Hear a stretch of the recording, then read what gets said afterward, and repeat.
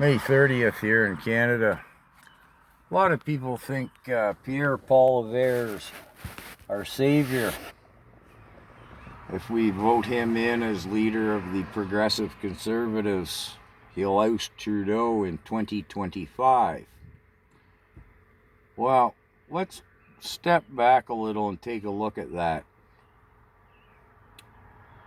If you still believe in conventional politics, as my roommate does, and we debate this, the Liberal Party, I mean, a lot of Liberal voters can't be happy about the coalition with the NDP. Needless to say, Trudeau's popularity in the polls has plummeted to just a ridiculous level. It's the most despised Prime Minister Canada's ever had. You can see it in the streets every day. He can't show his face in public without people screaming, yelling, and cursing at him. Only the most extreme of left-wing ideology can possibly have any faith in Trudeau. I can't quite imagine it myself, nor do I know anyone who does. But that said, and that aside, the people who voted for Jagmeet Singh and the NDP party, they're not happy about the marriage, the coalition government. So if we stick to conventional political thinking, which I think is totally flawed, but even if we do, if there was an election in 2025, how could the Liberal Party or the NDP expect to pull out of this? I mean, is Jagmeet gonna, 6 months before the election say, oh, I'm not buddies with Trudeau anymore, and people are gonna go, oh, good, the NDP's back? Well, a few are that gullible and stupid, I'll be blunt, but not very many.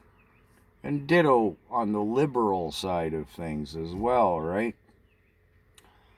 So, Justin's not the sharpest knife in the drawer, but he isn't working independently, obviously. And Jagmeet, while an intellectual lightweight, he has help as well.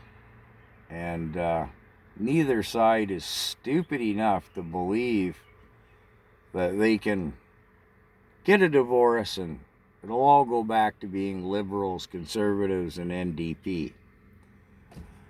No, they're not that stupid. So do you really think there's an election planned in 2025?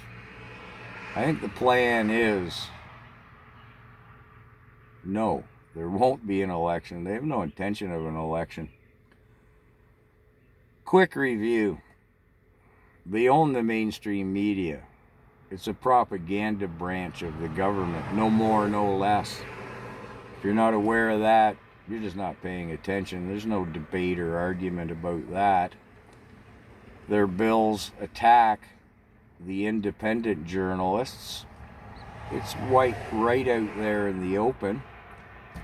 They have at least 2 bills right now that will take the internet and social media and put that under government control. And they want to disarm the populace. And those are just the big ones. So if you think Pierre Poilievre is going to save us in 2025 or anyone else, I don't think so. I don't see it. Right now, Pierre Poilievre or any of the conservatives, the entire Conservative Party, the Bloc, they have about as much influence in Canadian politics as what this pint of beer I want to have a drink of does. They have no say at all. The supply and confidence agreement between the Liberals and the NDP, it's a dictatorship. Pierre Poilievre and company, I'll say, the Conservatives and everyone else, the aforementioned, they have no voice. Our parliament isn't a democracy anymore. It's a dictatorship.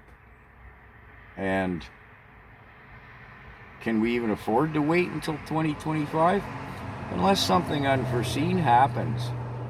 And if you think, A, we can afford to wait until 2025, and that Pierre or anyone is going to save us in 2025, it's not going to happen. There's a plan in motion, and it doesn't include a vote in 2025.